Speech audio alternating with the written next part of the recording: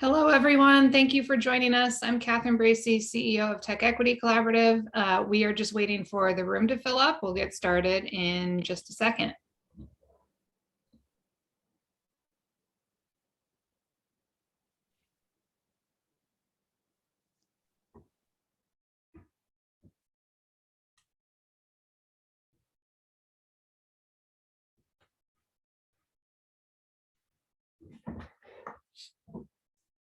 Hi, everyone. Thanks for joining. I'm Catherine Bracy, CEO of TechEquity Collaborative.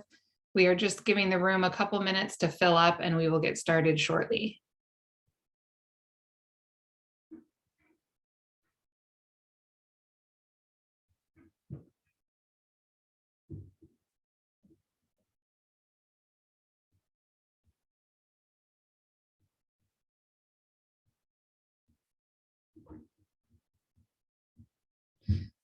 All right, looks like the arrivals are starting to taper off, so we're going to go ahead and get started. Again, I am Catherine Bracy. I'm the CEO of TechEquity Collaborative, and I'm thrilled to be here moderating this conversation with Y-Vonne Hutchinson, who is actually one of our board members, about her newly released book, How to Talk to Your Boss About Race. Before we jump in, just for those of you who are new to TechEquity, a quick introduction to who we are and what we do. We are an organization based in California that is working to make sure that the tech-driven economy is creating opportunity for everyone. And we do that in three ways. We provide educational opportunities like events like today's events, but also other sorts of learning opportunities and materials for tech workers to understand the issues that are most critical to making the tech-driven economy work for everybody. We do policy advocacy on those issues as well. And we also work with companies to change corporate practice so that they are doing their part to ensure that their growth is driving opportunity for everybody. And we work in two main issue areas, housing and workforce and labor. And just a quick plug on the workforce and labor side, maybe one of my colleagues can drop a link in the chat to a report we just released that looks at the experience of contract workers working at tech companies, which is a topic that I hope that Y-Vonne and I get to touch on a little bit as we talk about her new book. Couple quick housekeeping notes before we get to that. We do enforce a code of conduct at all of our events, virtual and in person. Somebody is dropping a link to the full code of conduct in the chat so you can take a look, but basically it just says to do your part to make sure that this is a safe space for learning. Treat everybody with respect and assume good faith. We open the chat as sort of an honor system. A lot of online webinars do not leave that feature open, but we want to encourage productive conversation. Just keep the code of conduct in mind as you're engaging in there. We will be doing Q&A at the end for about 20 minutes. So if you have questions, please put them in the Q&A section, not in the chat. Use the Q&A and we'll surface those at the end of the conversation. We are recording this. Hopefully you saw that when you logged in, and we will be sharing it out via email. So if you have friends or colleagues who weren't able to join, this is being recorded and you will receive a copy by email. And then of course, we would love for you to join us on Instagram where you can find more information about the work we're doing and dates for upcoming events. And somebody has just dropped an Instagram link in the chat. All right, so with that, let's get started. Y-Vonne, it's so great to have you here and congratulations on your book. I would love to just turn it over to you to give a brief introduction to yourself and to tell us what led you to write this really useful, practical guide to dealing with the topic of racism in the workplace.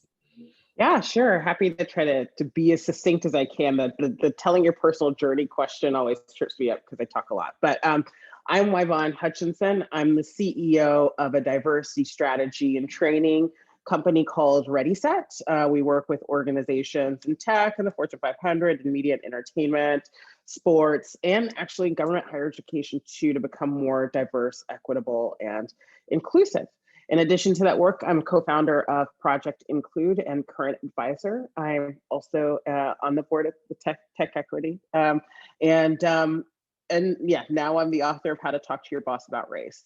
In terms of like how I got here, I think the quick version of the story is I started off as an international human rights and labor rights lawyer. I talk a little bit in the book about sort of my progression in that field towards labor, both in terms of career, but also in terms of personal identity. I think in a lot of ways, I started with human rights law because I didn't want to confront my own identity and the oppressions that people faced could look like me at home, right? Like it was a lot easier to fight somebody else's fight and to be an American savior. And in some ways to embody sort of a white imperialist paradigm than it was for me to think about myself and my people as the victims of marginalization and oppression, and relate that to what it meant to me. And I think for a long time, I talk about this in the book, I kind of ran away from my identity. I thought I could achieve my way out of Blackness. I thought I could go to school and get the right job, and then I wouldn't have to worry about oppression. I think so many of us are taught that. And as I started working as an international human rights lawyer, I had a couple of rude awakenings, that I talk about in the book. But eventually, I sort of started my career thinking about violence and oppression as like aberrations, something that happened in the vacuum, particularly in wartime. And I moved towards working in areas of structural violence. And the last job I worked in the field was as a labor rights advocate and the COO of a nonprofit that was working with sugarcane workers who were dying of occupational disease.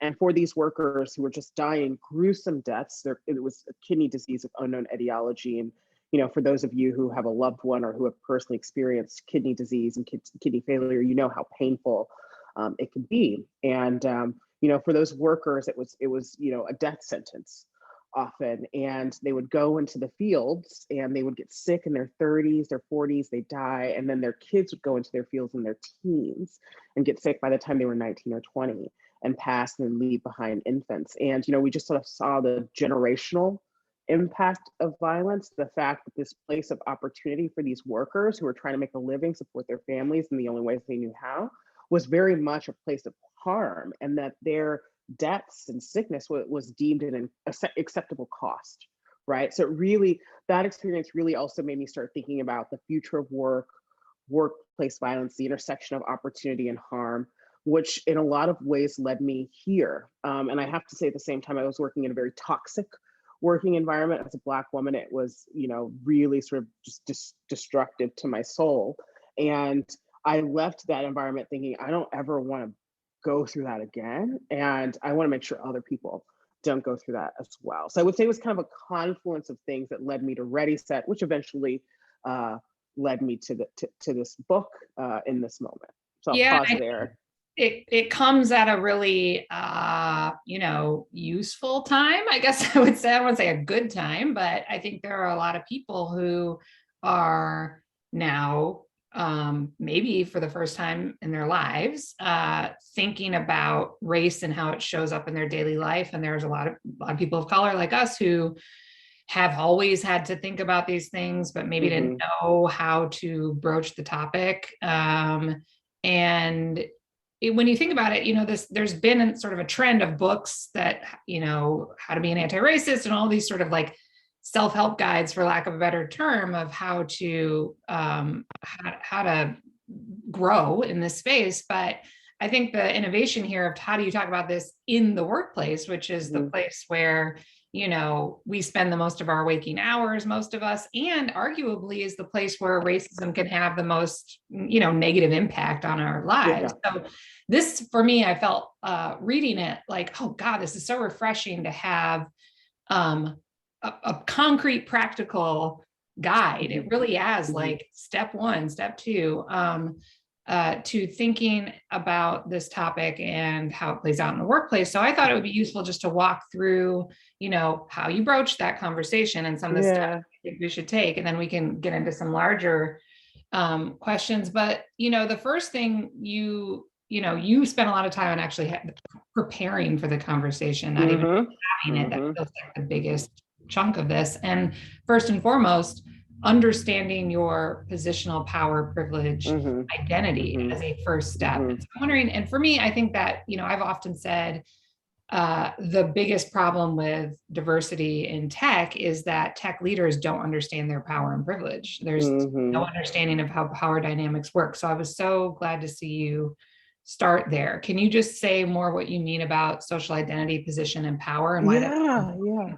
So I emphasize this, and I say this in a lot of ways. I really want to get people like sort of a strategic guide, a strategic handbook, and I try to emphasize as much as possible that you need to be strategic and in some ways political in these approaches, because you're working in a political system. The workplace is very much a political system, and you're aiming to achieve an outcome there, right? So going on the basis of like intuition or instinct, I don't recommend that people do.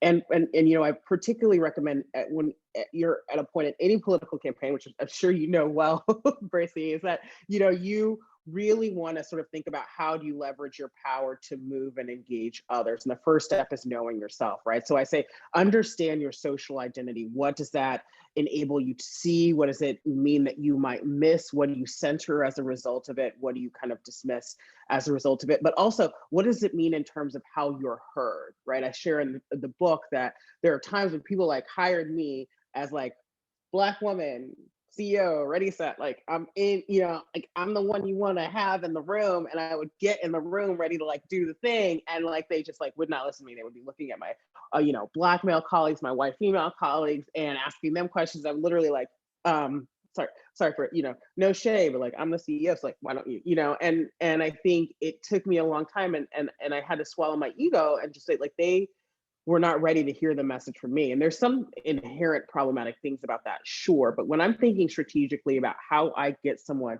to engage in that first moment and crack open a little bit, I'm thinking about who will they hear the message from. So that's also part of the personal identity work, right? Like, what is your identity? How does that influence your ability to deliver a message?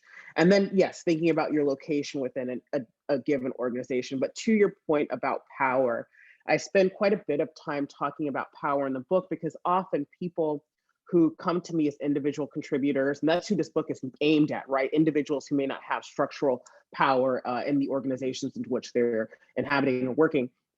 You know, they come to me and they say, I have no power, what do I do? And that's actually not true, right? We're trained, you know, to think of power as a binary, you know, that helps us understand our place in society and our place in organizations, right? You either have power or you don't have. And I think for us as marginalized folks, power is even more opaque, because like we often don't even know how to get it, right? But I think power is a little bit more dynamic than that. You know, I refer to the theory of social power and the idea that we have access to different types of power. And that might not be the legitimate, that's the kind of power that we're used to seeing in organizations. It might be something like, you know, influencer power, referent power, or power that comes from access to information, understanding what competitors are doing, or, you know, what a strategic approach looks like.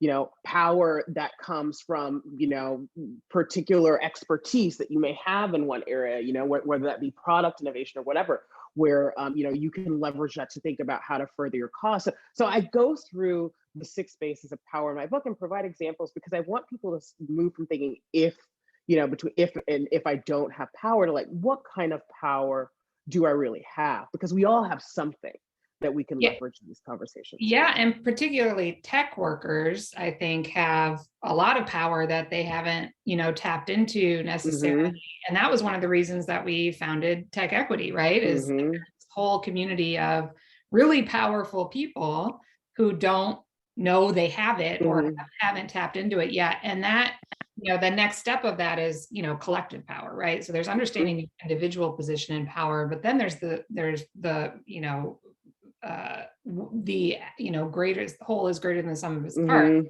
when you all come together. So can you talk a little bit about collective power, and also I think specifically for tech workers in this moment, the power that they have to affect the way that their, you know, companies operate? Yeah, I mean, I think in this moment, we're in like such a beautiful moment of like rising worker consciousness. And then, you know, just because we don't see it on Twitter or on the news all the time, it's easy to forget that we're in a moment where organizing is really taking off and happening in real time. And I think that that's great. You know, in the book, I say you really shouldn't be doing this work alone. we operate kind of under these myths, or we're taught, about individuals that change society or change the systems, individual civil rights leaders, Martin Luther King, Malcolm X, individual labor rights activists. And in reality, those people had machines behind them, right? Like when you dig deep and look at the civil rights, and that's a broad term, but the 50s, 60s civil rights movement and the machine that was behind it, it was incredibly well organized. There was quite a few people, and there were real strategies around engaging, leveraging, thinking about what we advocate for when and who the person is that does that advocacy work.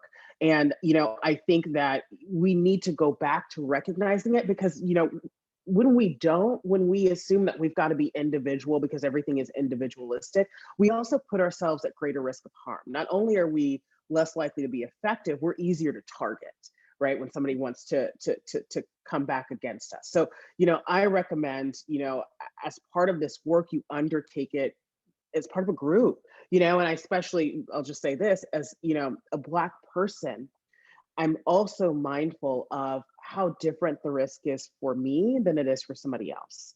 And if you're working in community, if you're working as part of a coalition or whatever sort of collective, someone else may be able to take a risk so you don't have to, right? Somebody else may be able to leverage their privilege for you, but in alignment with the strategy that you all are in agreement upon. So I definitely recommend pursuing, these goals as part of a collective and not taking on that risk of working alone.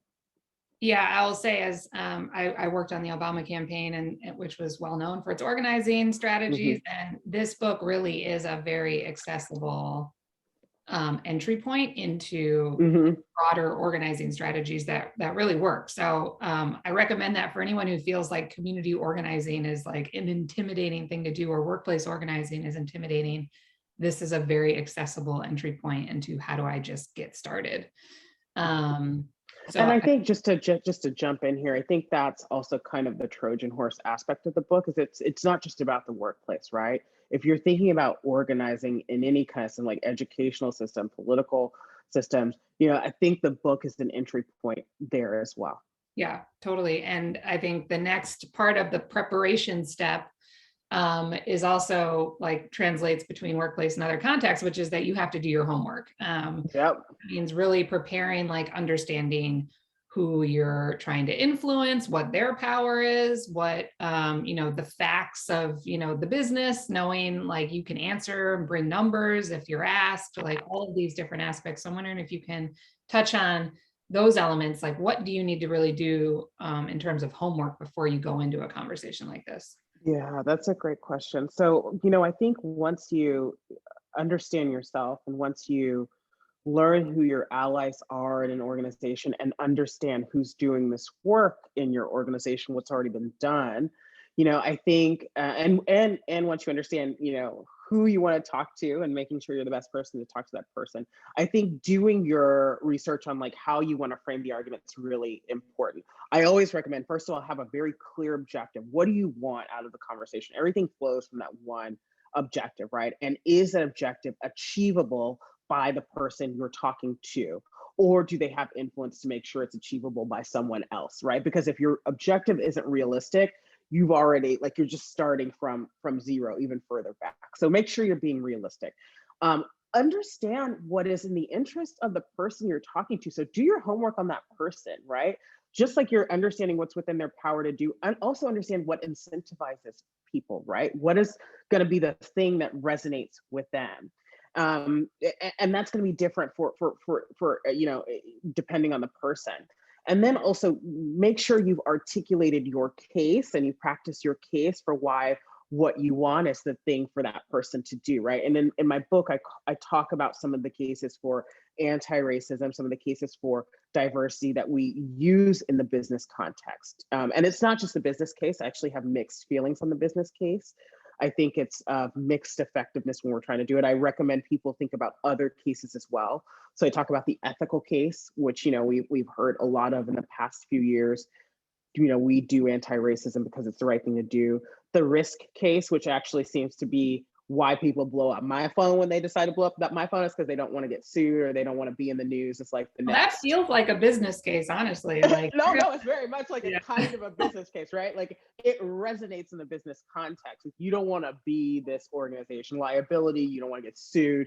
yeah. So I think that there are different kinds of cases you can make and align with what's in the interest of the person you're talking to that strategically are more likely to set you up for success. So I recommend that you do that as well.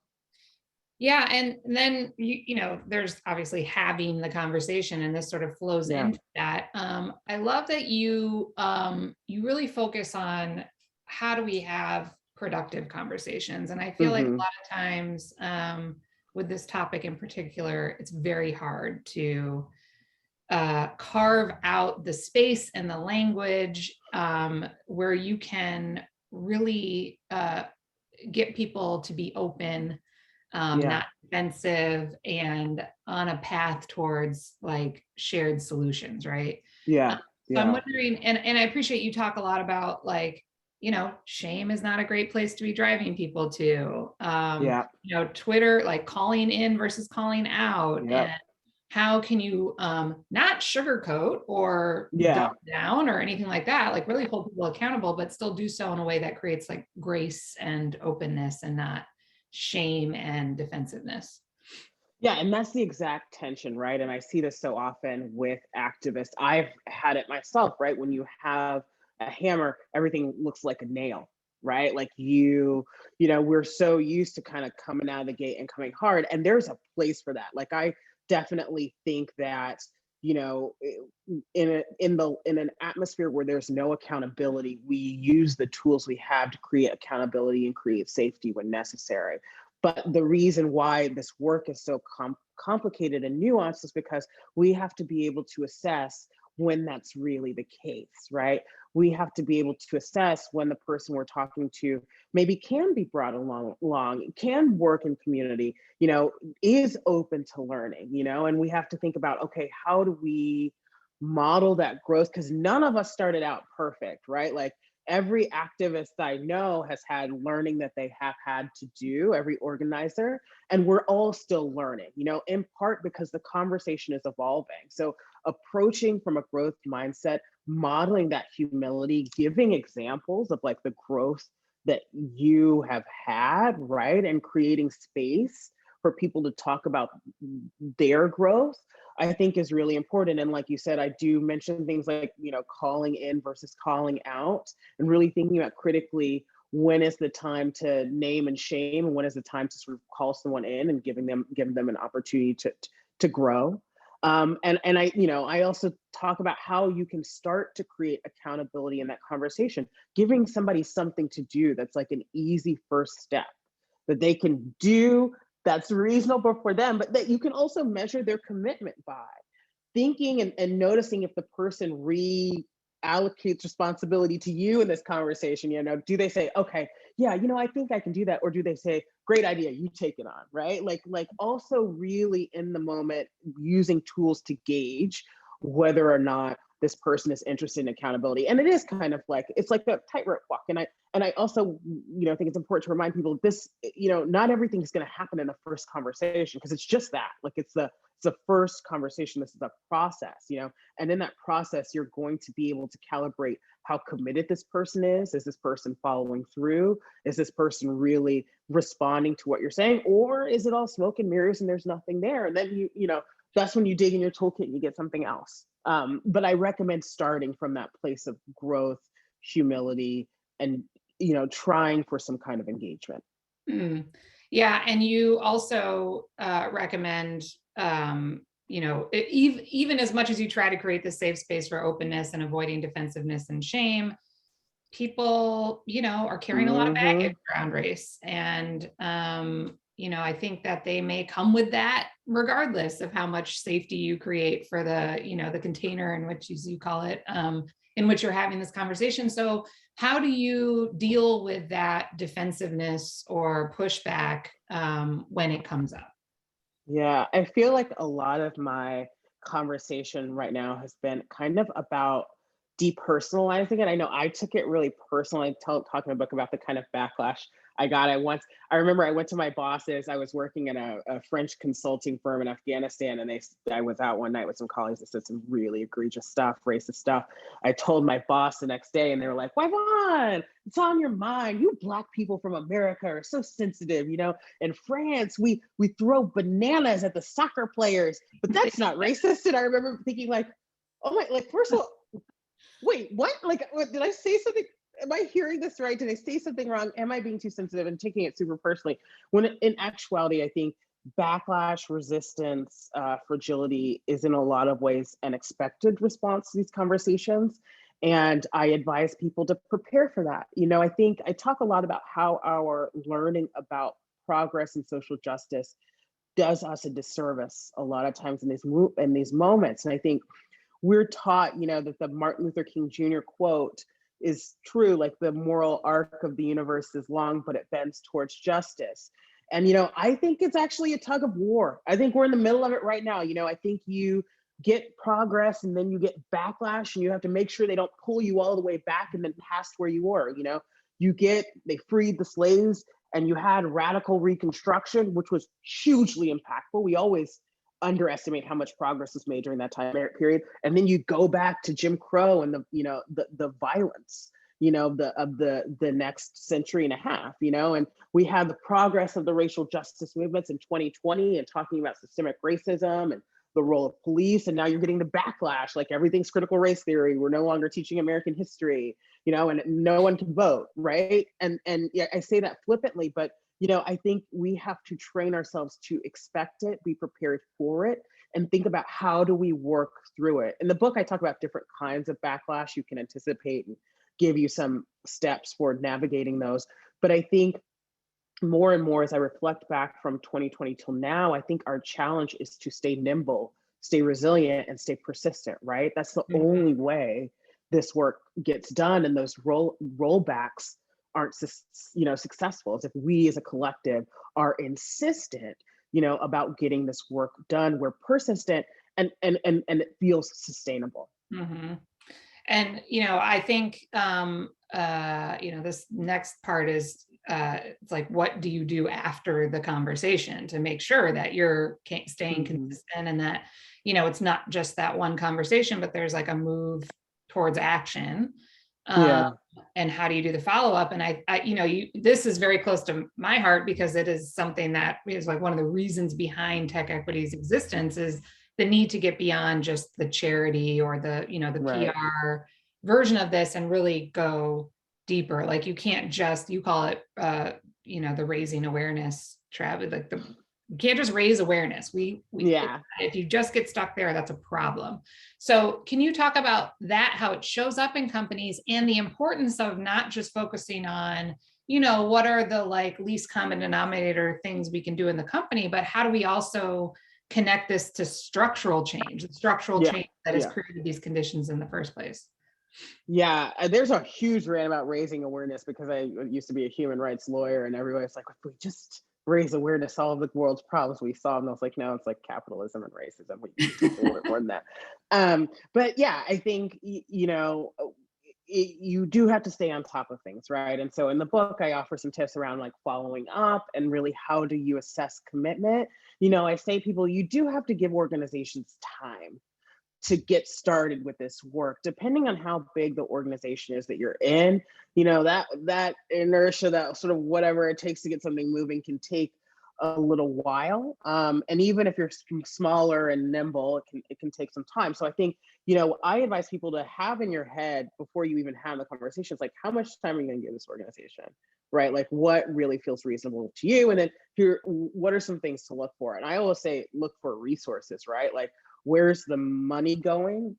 Is the money going to ERGs? Is the money going to having someone who owns that work? Or are people doing this as a second job, right? Because if the people of color are paying a POC tax and trying to push this work forward, and nobody's, really been empowered, and no one's accountable, that's a huge red flag, right? If there's no incentive, if there's no alignment with strategy in this work, and it all just feels like kind of a nice to have, a cherry on top, That's another red flag. If there's no accountability for when things go wrong, that's a red flag. And if there's no reward for when things go right, it's a red flag. And so I lay out sort of all these red flags, and then I give people, there's also the question of like, what can you do?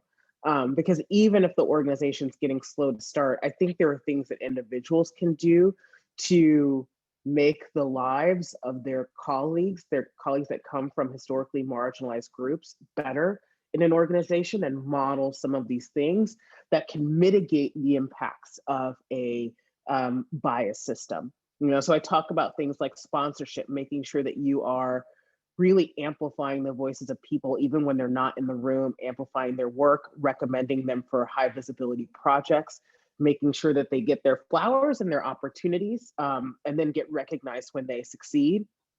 Thinking about what happens when people, the things we always talk about, what happens when people get talked over in meetings, how you can, elevate someone else's, someone's idea when that happens, how you can recenter them in conversation. I think most importantly, I talk about how do you interrupt bias as a bystander when you see it. I think so often cultures are created by bystanders, what we tolerate and what we don't. So really thinking about how do we interrupt and create friction, so it becomes harder for people to act in a biased way in our organization. So those are some of the things that I talk about. Yeah, and I think it's not just about the HR practices of the company, right?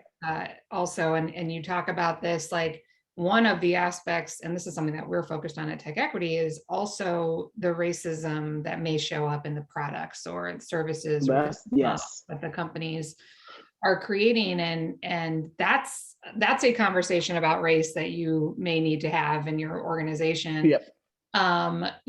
We work on housing, and you wouldn't believe how many housing tech companies are out there that workers don't know the first thing about redlining. It's like, no, you cannot literally, like that's the history of housing in this country. You have to know about redlining. I think there's another aspect of this as we transition into some of the bigger questions I want to touch on of not just the hiring or inclusion practices, but the broader impact of the company and the tools and services that it creates for the community. And I don't know if you want to say a couple words about that, but. No, I think absolutely that's core to this conversation. So often we do spend a lot of time talking about the HR piece, the culture piece. I would also say that those two things aren't inseparable. I just reflect back, on, I hope I don't get in trouble for bringing up Leslie Miley's name, but his story at Twitter and the idea that your voice cannot be included as you're thinking about a particular product if you raise a flag about a product, and then that product can cause detrimental harm because the people of color and companies who raise flags are, not listened to. So I agree that the part of the question is also the impact, and particularly for us in the tech world where we've built these tools. The whole purpose of these tools is to scale, right? To expand our reach. And if there's something toxic about the way we're scaling and reaching out and what happens when we touch other systems and communities, et cetera, it can really have a wide-ranging and damaging impact. And I think we've just seen this time and time again, particularly with social media, but as you said, with other spaces as well, in lending spaces, with lending technology, hiring technology, policing, bias policing, predictive sentencing technology, bias in AI generally. There's this sort of idea that these systems are neutral when in fact they inherit a lot of our bias. They're encoded and encrypted, and then they are amplified and really sort of have a disproportionate impact on the community. And then we as people are not really trained to be, to your point about not understanding redline, attuned to that impact, right. And connecting that to the actions of the organizations that we sit within. So, and connected to that, I mean, I think it's something that I've been thinking about a lot in the last year or so is this sort of trend towards banning conversations about politics at work. And feels very much to me a coded way of saying we don't talk about race at work because it's too polarizing or whatever. I'm wondering if you can say something about the companies who. Oh yeah, I have a lot to say about that, which is that it's just a freaking fallacy. It's just so stupid. Like, and I say it flippantly because here's the thing. First of all, almost every tech company has a lobbying arm. So like you can stop with a we don't want to talk about politics because there's literally somebody in your company whose job it is to talk about politics in a lot of cases. And I also think, um, anything can be politicized. So to say that the identity that I carry is inherently political, it's so loaded. It's not like we have a choice. Like I don't have a choice with whether I show up to work as a Black woman and receive differential treatment on the basis of that identity.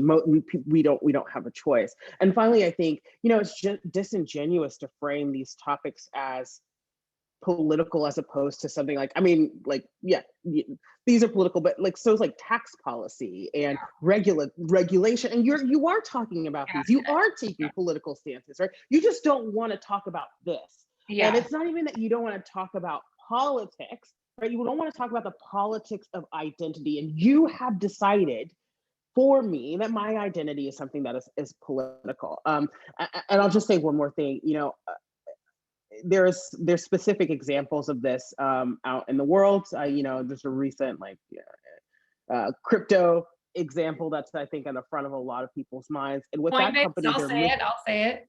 Say it, girl. Say it loud. And I have no shame about talking about Coinbase. Like I'm happy to say the name. And I think part of their mission was like economic empowerment. Now tell me how you are going to achieve economic empowerment and not talk about politics, right? Yeah, like that was the big that was like me, or it's like watch Coinbase. I guarantee you what they're going to end up doing is exacerbating inequality because you can't be a company working in the financial space and decide that politics is not something you're willing to talk about. Like you absolutely can't. You absolutely. It's like a fundamental misunderstanding of politics. I'll stop. I feel like I know we're gonna get. I just don't like when people sort of try to reframe a thing when it's not a thing. And I don't think that talking about identity is talking about politics in the way that people keep trying to make it be about politics. I think it's about talking about ethics, talking about harm. And like, to me, those things just really aren't political. If they're political to you, if they're negotiable to you, there's like something much more deeply rooted there that's problematic. Yeah. One last question before we open it up to Q&A. So that's a note to everybody. If you have questions, please drop them into the Q&A function. Well, you and I have been talking about diversity in tech forever. I mean, at least for the latest tech boom that started, 10 or 15 years ago. And things haven't changed that much. Despite all of our hard work. So, what's your analysis of why diversity in tech in particular is such a persistent problem? I just take that exhale because I think it's like deep. I think tech, this is no shade to the people who are in the industry. A lot of our companies are in the industry too. They it's such an elitist space that also suffers from the delusion that is fundamentally egalitarian and that there's a meritocracy there. And I think that tech, just historically, and I think I gave a talk about the history of technology and how it became the sector became like so biased and all this stuff. And I just think there was purposeful exclusion, early on in tech. That happens in other industries once they become high opportunity spaces of employment, where they move from being spaces where people can access them. In this case, it was like women, also women of color that were early pioneers in technology, to spaces that are restricted, right? And for one person. And the actual creation, the idea of like what kind of person was technical was like very intentionally shifted early on, to move away from having the occupation appear to be too feminized to being really masculine. Tech was rebranded very intentionally as a sort of masculine industry, white industry. And we haven't shaken that off because I think in part we have assumed that there are some things that are kind of inherent to tech work and merit in the space that are not influenced by social social, like, I guess, manipulations or whatever, and it's just not true, right? Like, I think that tech was intentionally built to be biased, the tech industry, I will say, and that Yeah. we have to then intentionally dismantle it. And I think there has been a lack of intentionality. There are people like us who talk about this all the time, but across the board, it seems like that intentionality to undo this is not there. And I also think as an industry, there are all these sort of industries now that feed off of tech that inject their own biases. I mean, one of the biggest reasons why tech is still the way it is too is VC and how capital is allocated and the pattern matching biases they all have there. And like VCs are able to get away with it because LPs will turn a blind eye, And so, and at the same time, you have regulatory arms and mechanisms that until now have been afraid to really touch technology companies, even when they're in flagrant violation of the law. So I just think it's like a confluence of factors. But I also think that as long as the industry is high opportunity and can seem to be exclusive in this way, we're going to still see racism in the way that we always have. Well, it was a slightly a trick question because the truth is there is a much more diverse set of workers on tech campuses. They are contract workers who are hired through third parties. And that was one of the major findings of the Contract Worker Disparity Project that I mentioned earlier, which was that contract workers who are paid less, have fewer protections on the job, and experience a lot more precarity are much more likely to be people of color. I think it was like 40% more likely to be Black than a full-time worker, 50% more likely to be Hispanic than a full-time worker. So there is diversity in tech.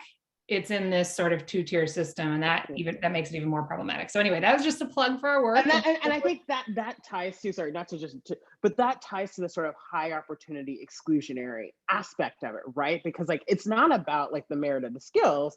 It's about who gets this certain kind of job and who gets let into the door in a certain way and who doesn't, and still asked to do the same thing.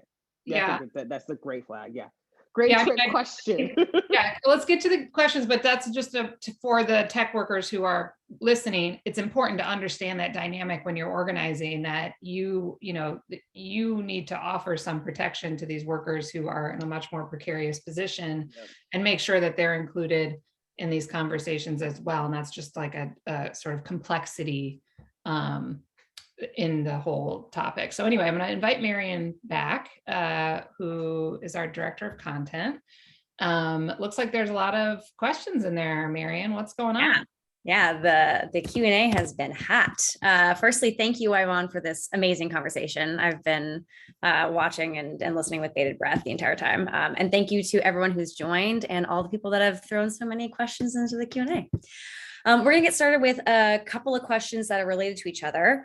How can we ensure that folks of color aren't the only ones doing the work? And how can we bring more accountability to the white leaders and allies? And then kind of in that as well, how can we make sure that people of color are having voice in these conversations without having to do most of the labor?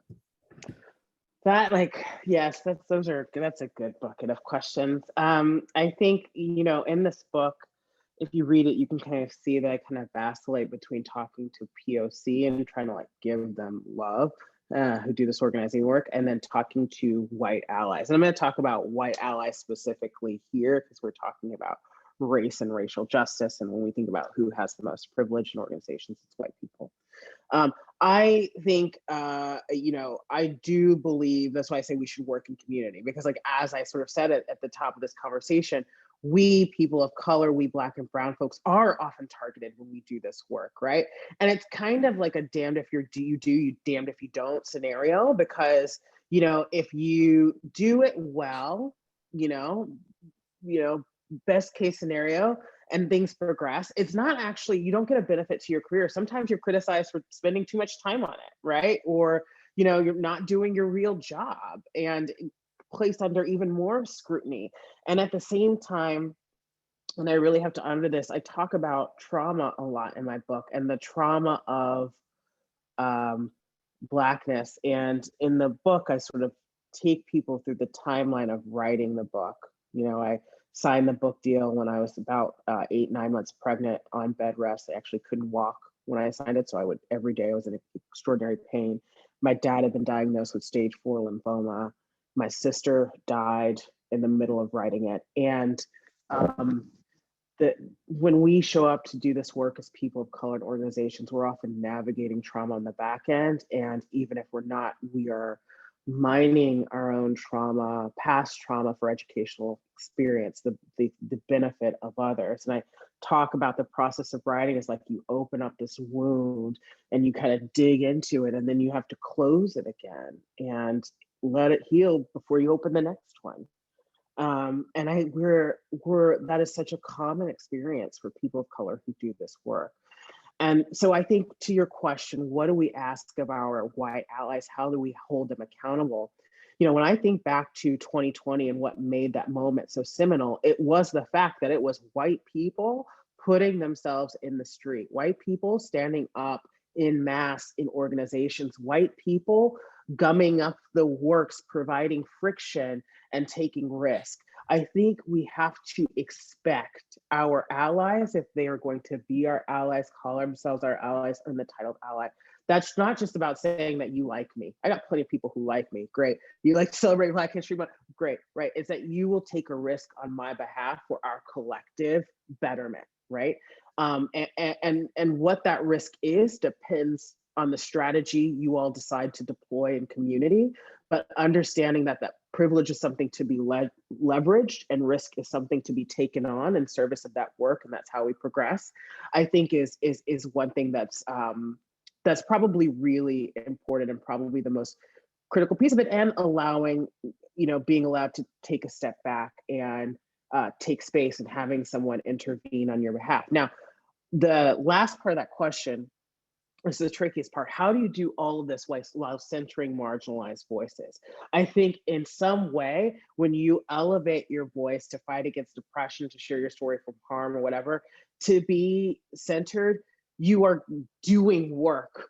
You know what I mean? Like that's just how it is, right? And I think when we work in community, we acknowledge that work. We try to minimize that work. We try to use that work as much as we can so that person isn't depleted. We try to avoid duplicating that work. We try to amplify that work. And so that's what I recommend. I think it's very important to center those voices, but it's also important to do so with care, right? And be sort of mindful of the emotional labor that's just kind of inherent in this, and protect the people who are doing it. Excellent, thank you. I think, yeah, you mentioned the importance of having white people really stand up and take risks on their own. What about the circumstances in which you're in an environment in which there aren't really a lot of people ready to step up and take that mantle? Like if the dominant culture is very white cis men oriented, how do you start? Like, what are some tools that you can use to start to penetrate that culture? And one person asked, should you start with calling in? Should you start with calling out? If I do call out, how do I start? Yeah, I think you have to be uber political in the situation. You need to understand the lay of the land like nobody else, right? Because that land is full of landmines, right? So understand who the players are, what their incentives are, what people are receptive to or they're not. Again, this work is, I just went on a rant about how race isn't political, but I guess this work kind of is political, right? Like whenever you're deploying these strategies, you need to be political in the way that you're doing it, because of the situation you described, you're very much on the front lines and very much risk. I think there's also a realistic assessment that has to happen separate from our ideology and our desire to want for something better about if that's really going to happen in this case, right? So, I tell people, be realistic. If you are going into an all white dude company and you're a first or an only person from your background, and that company is really just invested in its white dude culture, you might not be the best person to push this work forward. You might be at risk if you do. You should probably think about long term, if White Dude Co. is like good for you, your career, your well-being, and where you want to be. Yeah, I love that the last chapter is like, okay, it's time to bounce. How to know how to know when you gotta go. Because I think it's really like, I think especially now when we have so much power, like the labor market has never been better for job seekers, particularly job seekers that are, coming from a certain position. We just talked about the precarity of contract workers, the vulnerability of certain worker populations. I don't want to skim over that. It's really important to hold. But at the same time, I would really also encourage people, take a look at your privilege, like put some feelers out there. Don't be afraid to leave, because I can tell you from personal experience, staying in a harmful situation never serves you. It just doesn't, right? So just be honest with yourself about the kind of situation you're in. Yeah, and the book is very practical from that respect. Like it gives like how to get in touch with a lawyer, what are, the very, very practical advice. So, I think people, definitely buy the book to get a lot more of the detail on how to. And I forgot the last thing I was going to say, so I'll just kick it back to Mary. Sounds great. So let's say that you've gotten in community with your coworkers, you've broached the topic with your boss. How do you get a response that is more than just lip service? And then in the more extreme side of this, how can you prevent your boss ideally from gaslighting you, from trying to silence your voice and saying, telling you that the things you're raising are not true? So I'll try to, let me just hold these both in my mind. Okay, so how do you hold your boss to real commitments? Like that's why I advise to give someone something small and tangible to do. So really something that's really easy to assess their commitment, right? So if you're like, I have really noticed that the women of color in our team feel silenced. Can we kind of just be mindful of who we're asking to take notes and when in our meetings? Can we, think about putting, working with so-and-so on a particular project, whatever small thing you want to do, right? Or, I really think we need to lean into our diversity efforts. Can we do some outreach here? I've got an idea. Pick the small thing, right? Pick the small thing, doesn't require institution-wide buy-in, it's totally within that person's purview to do. Doesn't take a ton of effort on their part, but does take some, right? And see if they do it. And if they don't do it and don't really have a reason to do it, that's a really great signal that it's probably lip service. So that's the first part of your question. The second part is, how do you prevent somebody from gaslighting you? You don't. That's not for us to try to do.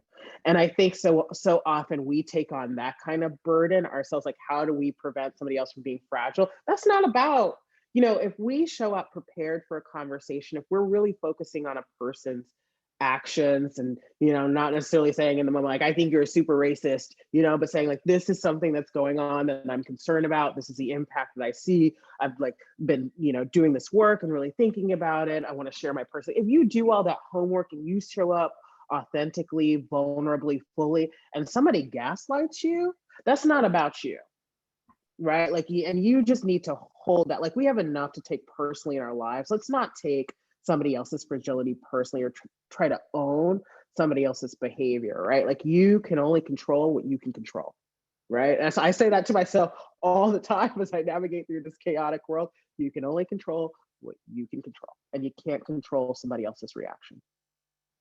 Yeah, I was gonna say, I remember what I was gonna say, and it's sort of in line with that. And one of these tactical, very practical pieces of advice, along with, how do you get in touch with a lawyer and know when to leave, is you have to, have the freedom and safety to leave, which, not everybody is in a position where they can save up. But when I realized that like having the financial freedom to say, fuck this job, like I'm not dealing with this shit. That is very empowering to know that you have it, even if you decide not to use it. So for your own mental health, I would consider, if you're able to start and you just haven't prioritized it, I would put together a fuck you fund, a get the fuck out fund. Yeah. And not just for your own safety, but also, that is something that makes it easier for you to take the risk on behalf of others who can't, right? And, I'm not asking you to like get fired for somebody else, but you don't want to be in a position where you're like, there's the contract worker who really can't afford to speak up, but I don't want to either because of my own financial stability, if you might have been in a position to do so otherwise. So, I know that's. And just to build on that, be really mindful also of how you define cost, because there's financial cost, but I can tell you from my own personal experience and the personal experience that I see of Black and Brown people who work on this issue every day, of the mental, emotional cost. And it takes a long time, longer than you think, to come back, right? Like, and that's not to discourage you, but like, our health is precious, our psychological well-being is precious, and understand that staying in like a really toxic environment where people aren't invested in seeing your humanity, nurturing you, seeing your progress, and you're fighting this fight, this traumatic fight, it's going to come at a cost. Yeah. And that cost might not be financial. Marian, I think we've got time for one or two more. Great. And I'm just soaking up every word. It's such a great conversation. Some people have been asking about DE&I committees and what role they can play, for better or for worse. Do you have something that you wish every DE&I team knew or should do? Develop a timeline to getting a budget. Do the book club. Do the book club on Y-Vonne's book. That's one thing. Well, yeah, do a book club. Get a budget, buy a book. This book. No, but seriously, I think I actually think DEI committees are really useful already. So we partner with them quite a bit, and I can tell you like when they're best set up for success and when they fall apart, because we see both. Committees that are well resourced last longer. So if you are and if they're not well resourced, they have an idea for how to effectively manage their people and rotate them in and out. Because if you don't have resources, there's just like this work requires resources. It's like literally the most foundational work that any organization can do. Like you can't do it for free. Like you can't have, it's like any other aspect of business. But I think they're well resourced. They have some kind of strategy in place. Or they're in the process of developing a strategy. So they start from the strategic place. They don't just say they don't identify needs ad hoc. And in developing that strategy and thinking about their benchmarks, they articulate for themselves what success looks like and agree on that definition, on that articulation, and are in alignment in terms of how they're working. Finally, clearly defined roles, responsibilities, I think is super important. So making sure that everybody is on the same page about what they own, and also making sure that we're not replicating the very hierarchies and harms that we're seeking to undo in our organizations and our DEI committees, right? So having that transparency, having that clarity can go a long way into making sure that that doesn't happen. And then creating accountability, so whether that's a code of conduct or whatever, in the worst case scenario that it does, right? How do we think about accountability for ourselves? Is there any other quick rapid fire questions? Yeah, I have one more that I think we can squeeze in. Okay. For those of us who are watching and are getting really excited and galvanized by this, what is the first baby step you can do to bring someone else into this fight with you, to build that community? So what's the first step for the first step? Yeah, so I actually think the first step is fun, because I talk a lot about finding your friends. And I say when I turned 30, I forgot how to make new friends. And I think the first step is actually about making new friends, right? And figuring out who holds your values and who's kind of close to them. I think if I were someone who's really galvanized, I would look across my organization, maybe see who I haven't engaged yet, figure out what they're into, and see how I can build relationship with them. I think about how could I get a group of people together? We joked about a book club, but yeah, a book club or a Slack channel where we're all talking about some kind of random thing. I would really think about building relationships. I feel like that's something we need to do no matter what, especially now. And there's no better way to do it for me than in service of a common good. So I would say, make a new friend, see what that friend values, right? And kind of appeal to that friend's interest and give that friend information, particularly if you have that privilege and that bandwidth too. It's a collective journey, right? So offer to go on a journey with a friend. Well, I will suggest that they buy your book. That's an easy first. Yes. And I think we And posted buy my that link book. in the chat. We'll send the link out in the follow-up email along with the recording. I cannot stress enough how refreshing it was to read when you feel just like overwhelmed with all of these issues. Here is a practical, clear, concrete guide that you can use to really push a productive conversation forward. So I really want to applaud you for having written a very accessible and useful book on a really important topic. So thank you for joining us. Thanks everybody on the webinar for joining us for this hour. And I hope you all find as much value in it as I did. Thank Thanks. you all so much for having me. Take care. Bye. Bye.